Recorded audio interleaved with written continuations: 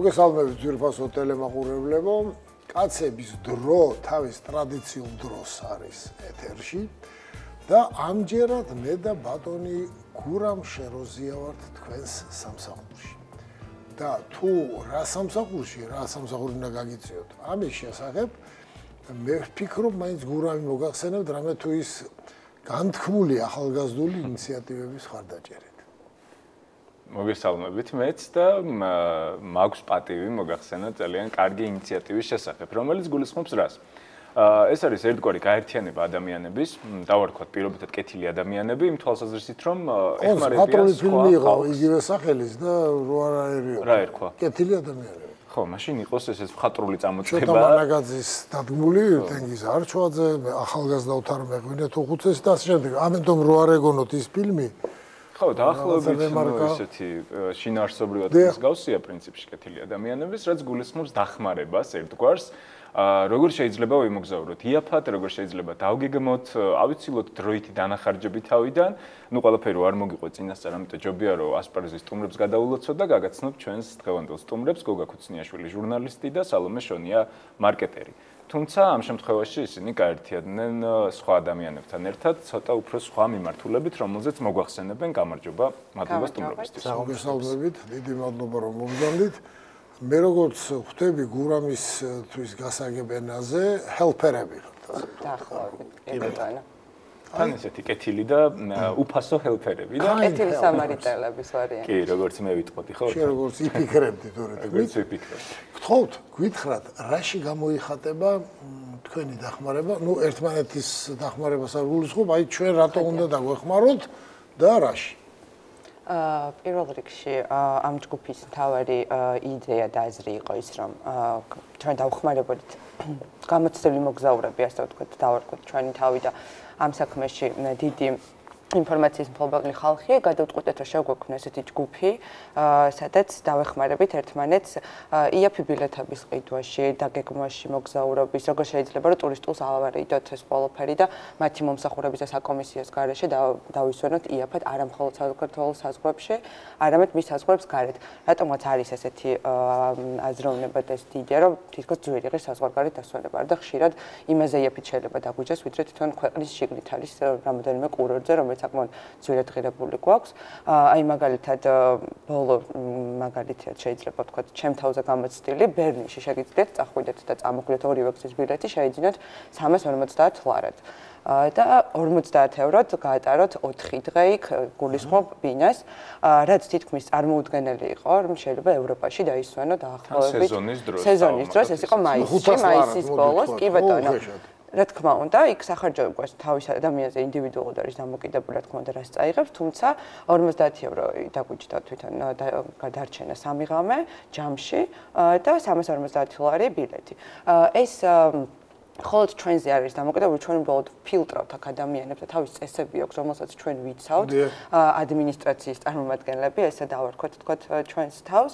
ამ შემთხვევაში არიან ადამიანები, რომელსაც სხვა გამოცდილება აქვს სიტყვაზე, მე არ ვარ ნამყოფი ჩინეთში, თუმცა არიან წევრები, რომლებიც არიან ნამყოფი ჩინეთში, შემდეგ ადამიანები წერენ ამ კითხვას, ვინ არის ნამყოფი, რა რეკომენდაციას გაუწევდა და ის ხალხი, რომელსაც ეს ტური უკვე ათვისებული აქვს და ნამყოფია, უწევს თავის რეკომენდაციებს და აკვალიანებენ ერთმანეთს. საკმაოდ თან უფასო, რაც მთავარია და მგონი რომ ბოდიში, რომ დაუზუსტოთ ტელემაყურებელს, უფასოში იგულისხმოთ ჩვენი რეკომენდაციები, რაც კონსულტაციებს გაიძინებთ. ხოლო ჩვენ არა, მთელი ჯგუფის წევრები, 11,000 წევრი ყავს ამ ჯგუფს და ეს 11,000 ადამიანი ერთმანეთს ეხმარება. აუცილებელი არის თქო, ჩვენ დავუყურებთ ჩვენ რაღაც მომენტში ვფილტრავთ. ფილტრის სახით ვართ წარმოადგენლები ასევე ყველა ფუნქციასთან ერთად. ნუ მაინც გოგას მინდა ვკითხო, იმიტომ რომ ჟურნალისტური ინტრიგის მოყვარული იქნა და პერსპექტივაში პარტიად გადაკეთებას ხარ ფიქრობთ, იმიტომ რომ რაოდენობრივად იმდენი ხარ. საკმაოდ ბევრი ვართ. ხო და თქვათ, არ ვიცი, შეიძლება ჩამოყალიბოთ კიდევ ევროპული ცენტრისტული ორიენტაციის პარტია, რომელშიც თან სახელით კარგია დაგეხმარებით ყველაფერში, ისეთი მესიჯია რომ არა, ხო, ვარ მოგზაურები საკმაოდ დიდ ხარდაჭერას დავიმსახურებ. ეს ხუმრობით, მაგრამ გოგა რა მინდა გითხოთ, აი ესეთი მომენტი, თქვათ სალომე, ნუ აღნიშნა რომ ვეხმარებით, ეს არის თქვათ ჩვენი, ნუ თქვენი უბრალოდ რაღაცა გარკვეული სერვისი, მოდი ესე დავარქვათ, მაგრამ თქვათ ჩამონათვალისხმებით თქვენთან ეს ორმხრივია, რაღაცა მოდის ვიღაცა და გეუბნებათ რომ დამეხმარეთ თუ თქვენ აცხადებთ რაღაცაზე? იცით როგორ არის, ანუ ორივე შემთხვევა არის ადამიანების კატეგორია, რომლებიც თვითონ წერენ და პოსტავენ, რომ მივდივარ აქ და აქ რა რეკომენდაციებს მიცემთ, რა გავითვალისწინო, რა იქნება თქვენი რჩევა და არის შემთხვევები, როდესაც ჩვენ ვთავაზობთ თვითონ ჯგუფის წევრებს, რომ აი დავუშვათ ნახეთ სადმე იაფი ტური ამ შემთხვევაში. ვაძლევთ რეკომენდაციებს, რჩევებს, ვთავაზობთ ამას, რომ აი აქ არის და შეგვიძლია იაფად ვიმოგზაურობთ. ახლა როდესაც საქართველო არის ევროპასთან ყველაზე ახლოს ვიზა ლიბერალიზაციის ფონზე, გაჩნდა 10 მაგად მეტი კითხვები, თუ როგორ უნდა ვიმოგზაუროთ სწორად, როგორ არ უნდა დავარღვიოთ ვიზა ლიბერალიზაცია, როგორ უნდა გამოვიყენოთ ეს ყველაფერი სასიკეთოდ და ვფიქრობ, რომ ჩვენ ჯგუფის შექმნაც დროულია იმ კითხვებზე საპასუხოდ. და სანამ გურამი მოწადინებულია კითხვების, კიდევ ერთ კითხვას დავსვამ და მე გადავწევ. აი ამ პერიოდში ვიზა ლიბერალიზაციის თქვენთან ახსენეთ და ის გაჩნდება ბუნებრივად ადამიანების კატეგორიას მე ვიცნობ, თქვენც იცნობთ ყველამ და შეიძლება გურამიც იცნობს. რომლებსაც აქვთ ეს რაღაცა ინტრიგანული მომენტი, რომ აი იქ მთხოვენ იმდენ ფულს, აქ ამდენს, ეხლა ხوارი რომ უნდა გედოს რაღაც თანხა, თქვა და ამ სეგმენტში არის თუ არა რაღაცა ტიპის, თქვა პრობლემური მომენტი, იმიტომ რომ თქვენ საკმაოდ როგორც მე ახლა სწორად ხვდები, ალტრუისტულად განაცხადეთ ეს მომენტი, რომ ვიცი რა, ჩვენ მოგცემთ რჩევებს და მე თქვენი ამბავი თქვენ იცით, ხო რა? მაინც ადამიანები ვართ, შეიძლება გითხრას ვიღაცა, რომ კი მითხარი, მაგრამ ჩავედი და იქ დამხვდარ რაღაც ესეთი მომენტები დაზღვევის მხრივ როგორ არის? იცით როგორ არის? დაზღვეული ამისგან რა თქმა უნდა არავინ არ არის. ჩვენ ვაძლევთ იმ ოფიციალურ რჩევებს და რეკომენდაციებს, რომელიც დადგენილი არის კონკრეტულად ვიზა ლიბერალიზაციის, ასე ვთქვათ, ფარგლებში. თუ იქ ვინმე მესაზღვრეს არ მოეწონება, რა თქმა უნდა, ჩვენ მეც არ ვარ, გურამიც არ არის და სალომეც არ არის დაზღვეული იმისგან, რომ ყველანაირი იცნობენ მაინც მესაზღვრეს, თქვათ, ტეგელის აეროპორტში განსაკუთრებით. აი ბერლინში იცნობენ ძალიან კარგად და დაზღვეულები ამისგან არავინ არ ვარ 13 შეიძლება აბსოლუტურად ყველა საბუთი მოწესრიგებული ქონდეს, უბრალოდ მესაზღვრის გადაწყვეტილებით ვერ შეგვიძლია ქვეყანა. ეს ცალკე სეგმენტია თუ რა. ეს სტანდარტული მომენტები, ანუ სხვადასხვა ქვეყანას სხვადასხვა თანხაზე არ აქვს მოთხოვნა. არის სტანდარტული რამდენიმე პუნქტი, რომელიც და შეასრულო, თუმცა არის ხშირად შემთხვევები, აი წერდნენ ჯგუფში, რომ მე მაგალითად პასპორტის გარდა არაფერი არ მომთხოვეს და ეს იმას არ ნიშნავს, რომ საბუთები არ უნდა იქონიო, იმიტომ რომ თუნდაც რომ გაიხსნა ეს ვიზა ლიბერალიზაციის შემდეგ, თუნდაც მეც გურამით რამოდენიმეჯერ ვიყავი, ხო, მე მგონი, რამოდენიმეჯერ ვიყავი, თუმცა არც ერთხელ არ მოუთხოვიათ ჩემს არაფერი, თუმცა ყოველ ჯერზე მაინც მიმქონდა.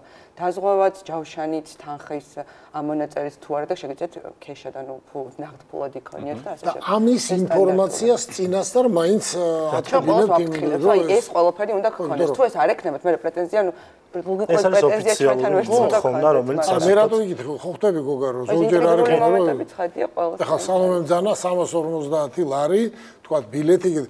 ნუ მენტალურად შეიძლება ვიღაცამ წარმოა, 350 წავსულ ვარ და თუ ამაში 350 და არის ბილეთი.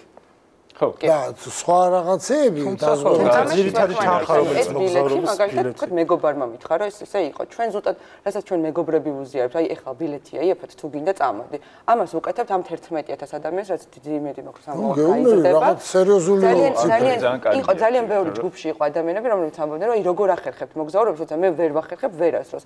ხშირად არის რომ დროის მენეჯმენტის უჭირთ და გონიათ რომ მხოლოდ ჩვეულების პერიოდში შეიძლება რომ წავიდნენ.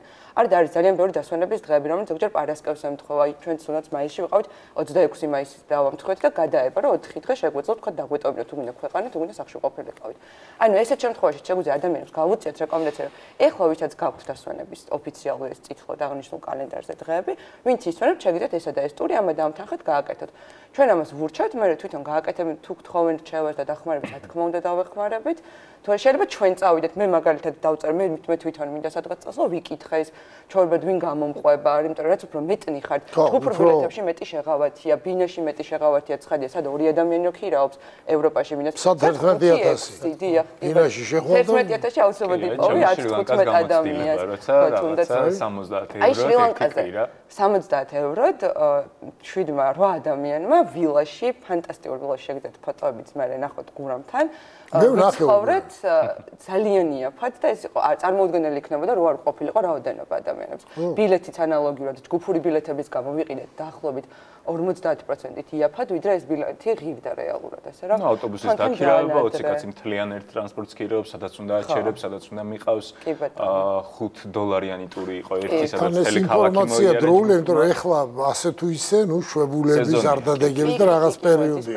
ხო, და როგორც მივხვდი, ანუ კიდევ ერთ მნიშვნელოვან დეტალს რო გავუსვათ ხაზი, მოტივაციას აძლევთ ხალხს რომ იმოგზაურონ. ნუ მეტ მოგზაური ნიშნავს მეტ როგორც თქვა ქართულად ეხლა ოთარი რო არ გადმომიხტეს, open minds გახსნილ გონებას მეტ ისწავლე ქართული განვითარებას რაღაც ზოზით კი უცდია. ერთი მომენტიც არის, მხოლოდ საზღვარგარეთზე არ არის, ეს არის შიდა ტურებზეც, იმიტომ რომ ვიკენდების, ანუ შაბათ-კვირების პრობლემაც არის, ამის კულტურა ნაკლებად გქონდა, ეხლა ამ ბოლო პერიოდში წამოვიდა და შიდა ტურებზეც გვაქვს თქვა შეთავაზება, თვითონ ჩვენი ჯგუფის წევრებმა გამოიჩინეს ინიციატივა, რომელიც უბრალოდ ჯგუფის წევრები არიან გაწევრიანი და თქვეს რა, მე მინდა თუშეთში წასვლა და აბა ვინ წამომყვება და ამას გეგმავენ და რაც უფრო მეტად ადამიანები გავლენ შაბათ-კვირას, ძალიან იაფი ჯდება შორის. ერთმანეთს გაიცნობენ მეტი სამეგობრო და საინტერესო ტურები, ჯგუფები აქ ძალიან ბევრი კომუნიკაცია წამოვა ერთმანეთში და ბევრად დასვენებული ხალხი ზოგადად ბედნიერი. ძალიან ჯგუფური იდეა და საერთოდ კარგია. გზავნილათაც კარგია ყოველთვის. მე ერთ დეტალს მინდა კიდე გავუსვა ხაზი, რაღაც ჯგუფები Facebook-ზე კიდევ არსებობს, სადაც დაახლოებით მეტნაკლებად მსგავსი ფუნქციები შემოისაზღვრებიან, მაგრამ მოხდა ისე, რომ ერთი კვირის არის ჯგუფი გახსნილი თუ რა 3-4, ნუ ძალიან ცოტა ხნის გახსნილია, თუმცა უკვე 11,000 ადამიანია, როგორც ახსენეთ, ძალიან აქტიურობა შეინიშნება. მეც ვარ ჯგუფში გაწევრიანებული, მეც ვიყავი ჩართული იდეაში, გარკვეულწილად და ხედავ, რომ ძალიან აქტიურად და კარგად მუშაობს უკან. რამ განაპირობა? რა იყო ის თავარი რაღაცა უპირატესობები თუ განმასხვავებელი ფაქტორები, რომ ძალიან დიდი დაინტერესება გამოიწვია ამ ჯგუფმა. გურამ, როგორც თქვი, არსებობს Facebook-ზე რამდენიმე მსგავსი მიმართულების ჯგუფი, თუმცა გამომდინარე იქიდან, რომ ზოგადად სოციალურ ქსელს საკმაოდ ბევრი ადამიანი ხმარობს და გამომდინარე იქიდან, რომ ყველა ჯგუფში ვერ იღებენ ისეთ პასუხებს, როგორცაც სიტყვაზე ჩვენ ჯგუფში იღებენ კომპეტენტურს, როგორც სალომე თქვა, დაახლოებით 10-15 ადამიანამდე ვართ, რომლებიც გარკვეულებრივად სხვადასხვა მიმართულებაზე და ვიცით, ვის რა რჩევა უნდა მივცეთ. გამომდინარე იქიდან, რომ სხვა ჯგუფებში ვერ იპოვეს ის პასუხები, რომლებიც უნდათ რომ ეპოვათ, ვერ იპოვეს კომპეტენტური პასუხები, ეს რისი ბრალი არ ვიცი. ყველამ თავის ჯგუფში გაარკვიოს. ყველამ თავის ჯგუფში დამოკიდებულება გამახსენდა. იმიტომ რომ არის შემთხვევები, როდესაც ძალიან მარტივ კითხვაზე შეიძლება ადამიანი აქციონ ინტერნეტ ბულინგის მსხვერპლად, რაც ყოველდღე დაუშვებია. მე შემინიშნა ჯგუფებს სხვათა შორის, რომ რაღაც კითხვას რო სწვამ, რომ აი პასპორტი აუცილებლად უნდა წავიღო ფრენის დროს, ნუ სისულელია ხო ერთი შეხედვით და 100 კაცი რო დასცინის. მაგრამ ამ შემთხვევაში ხა ვიზა ლიბერალსთან ის ძველი ჩემი ახალგაზრდობის მოარული გამოთქვა შეიძლება სლოგანად გამოიყენო. აჩვენე ბიძიას პასპორტი რაღაც. უარი შეიძლება თავისუფლად. ხო, უნდა აჩვენო პასპორტი და რეალურად რაღაცას ისეც კითხულობენ. ან ძალიან მიამიტური კითხვა, რომელიც შეიძლება მარტივი ერთი შეხედვით, მაგრამ ვიღაცამ არ იცოდეს. როგორ არეგულირებთ? ბულინგისგან როგორ იცავთ თქვენს წევრებს? დაწერილია ჩვენთან ჯგუფში მოქცევის წესები, რომელიც თუ არ გაითვალისწინებთ, იმდენი ვართ ეს მოდერატორები, რომ ჩვენ ვფილტრავთ თავის ადამიანებს სამწუხაროდ რამდენი ადამიანი უკვე ამოიშალა ჯგუფიდან, ზუსტად ამ დამოკიდებულების გამო, იმიტომ რომ თუ ადამიანი კითხულობს რაღაც, მას ეს აინტერესებს და ის ამ ყოველთვის ამდენ ადამიანში კითხულობს. ეს არის ძალიან საბჭოთა მიდგომა, გულისხმობ რას, რომ აი კლასში მუდმივად რო პრობლემა იყო, თუ ბავშვი რაღაც კითხვის დასვენს ეშინა და იმიტომ რომ დასცინებდნენ. ეს გადმონაშთი ერთხელ და სამუდამოდ უნდა აღმოიფხოს და ეს ხდება ხო სოციალურ ქსელში. აღარ არის სასკოლო მერხები, მაგრამ სოციალურ ქსელში ყველა მუდმივად დაცინვის მსხვერპლია.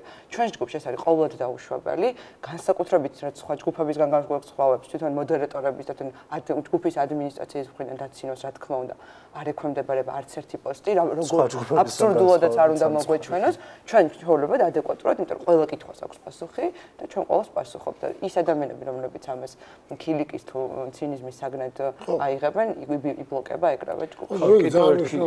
კი, იმიტომ რომ თუ კითხვა შემცვა კითხვის დასმა, მაშინ რა აზრია კომპლექსები აქვს მოხსნილი ჩვენთან ჯგუფში, შეუძლიათ აბსოლუტურად ყველაფერი იკითხო. ხო, კიდევ ერთი დეტალი აქვს ჯგუფის ბოდიშიოთარ, ანუ კიდევ ერთი დეტალი აქვს, რაც ასევე განსხვავებულია და პრინციპში არ შემინიშნავს არც ერთ სხვა ჯგუფში, არის ერთგვარი სია ადამიანების. აი მაგალითად შედიხარ ალბომში და წერია, რომ დაუშვათ გურამ შეროზია კარგად არის კომპეტენტურია ჩინეთის თუ ევროპის ამბებში და თუ ეს გურამ შეროზია მუშაობს და ვერ ნახავს, იქ იციან რომ კონკრეტულად გურამი და დათანა მონიშნა კომენტარში და გურამი მერე მივადა ნახავს. და ესეთია სადღაც 25 ადამიანები, რომელიც ამერიკის მიმართულებით არის, რომ ზოგი ცხოვრობს გერმანიაში და ასე შემდეგ. არა მარტო მუშაობს, ზოგადად 11000 კაცი არ არის რაღაც 11 ადამიანი, რომლის პოსტით შეიძლება ნახო ყოველდღიურად. აქედან გამომდინარე ჩვენ ვაძლევთ იმის საშუალებას, რომ ასე ვთქვათ, კონკრეტული ადამიანი მოემსახუროთ მათ იმ მიმართულებით, რომელიც მისთვის საინტერესო და პრიორიტეტულია. როგორ პოულობთ ამ ადამიანებს გოგა? საერთოდ როგორ მოდიან თავისით? მე მინახავს რამდენიმე აკომენტარებდა, რომ აი ამერიკაზე მკითხე რაც გინდა. ვთქვათ ერთმანეთს, ვთქვათ მე არ ვიცნობდი საერთოდ გოგას, ვთქვათ ვიცი უკვე გავიცანი ამ ჯგუფიდან გამომდინარე და ვიცი რომ საკითხია კომპეტენტური. იქ მეგობარმა გითხრა, იქ ხედავთ ვთქვათ ჯგუფში, რომ ადამიანმა თვითონ დაწერს, რომ შემიძლია აი ეს ურჩიო ხალხს. და ეს ხალხი ავტომატურად დავამატეთ უკვე იმ ალბომში, რომ აი ეს ადამიანი ვთქვათ კომპეტენტურია ლათინურ ამერიკის მიმართულებით და ასე შემდეგ. ანუ ეს კომენტარებიდან გამომდინარე ჩვენ თვითონაც ვხედავთ ვის რა პოტენციალი აქვს. და სურვილი ადამიანების რომელიც მართლა არიან კომპეტენტურები, აქედან გამომდინარე იქნებიან და ჩვენ ასე ვთქვათ ვაკვირდებით კიდევაც ადამიანებს, რომლებიც არიან ჩვენს ჯგუფში, ვინ რას წერს, ვინ რას პასუხობს, ვინ რას კითხულობს.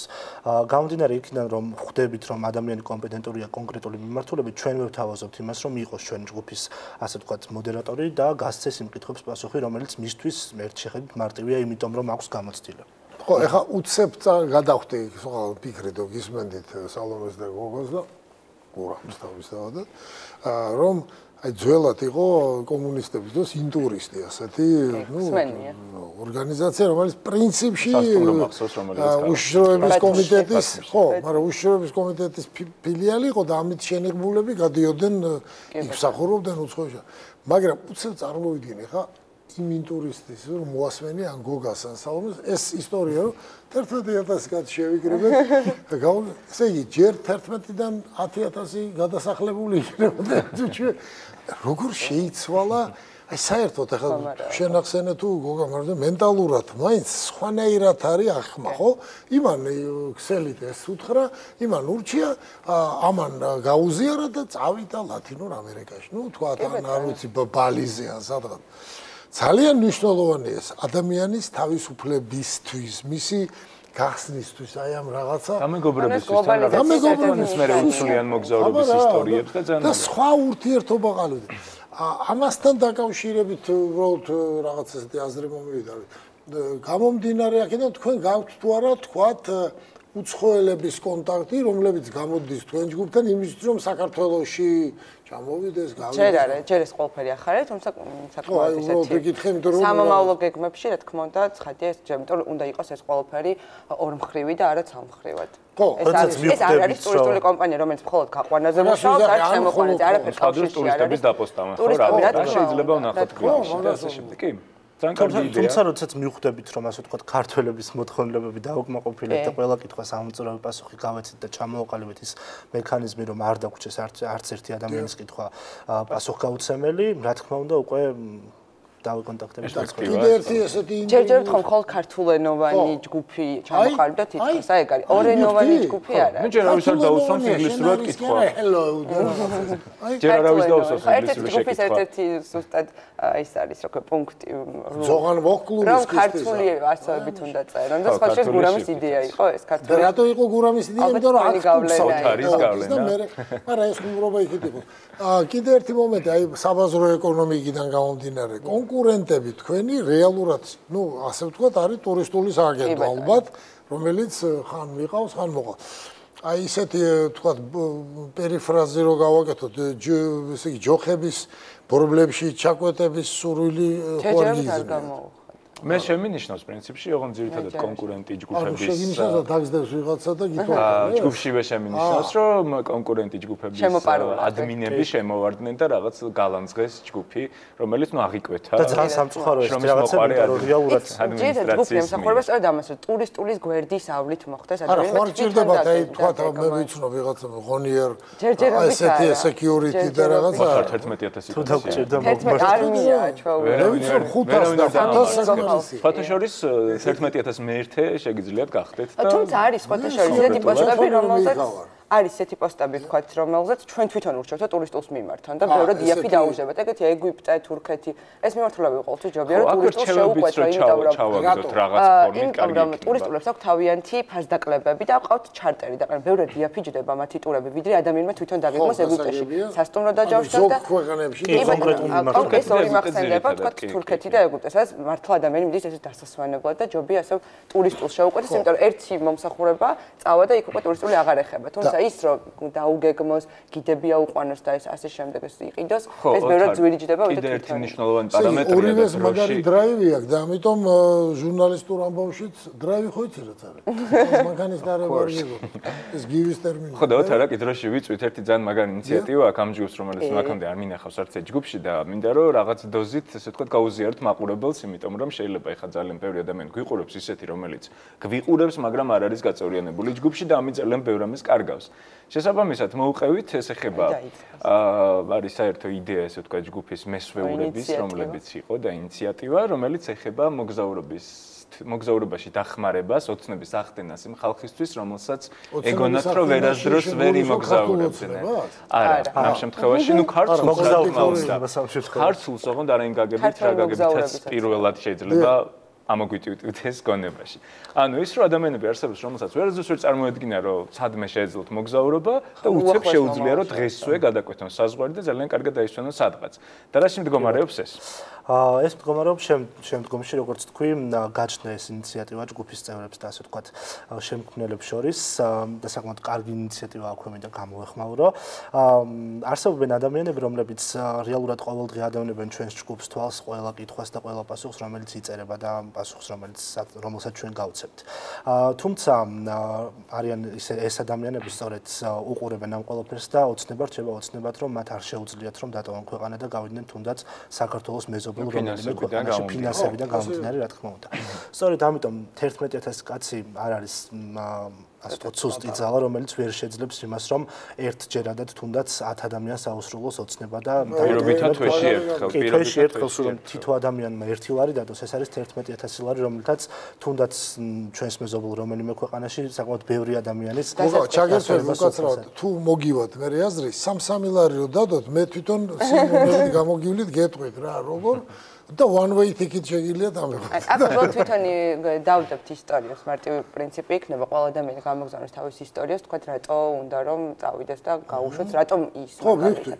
ძირითადად თავიდან ვფიქრობ, რომ პრიორიტეტი მიენიჭება ადამიანს, რომელიც არასდროს არ გასულან ქვეყნის საზღვრებს გარეთ, ცხადია. და ჩვენ ამ ისტორიებს დავდებთ, მე რა უკვე თვითონ ჯგუფის წევრები, რომლებიც თვითონ იქნებიან სპონსორები, ასე ვთქვათ, ამ ადამიანების საზღვრის დატოვებაში მიიღებენ მონაწილეობას, თვითონ არჩევენ გამარჯვებულებს და ყველანაირად შეუწყობენ ხელს ამ დატოვებას. ლარი კი არა 20 ლარსაც სიამოვნები და 50 ლარსაც პირველ ჯერზე ხა ყოველთვის გამიჭირდება. ყოველთვის გამიჭირდება. აი გივიმ რაღაც. არა?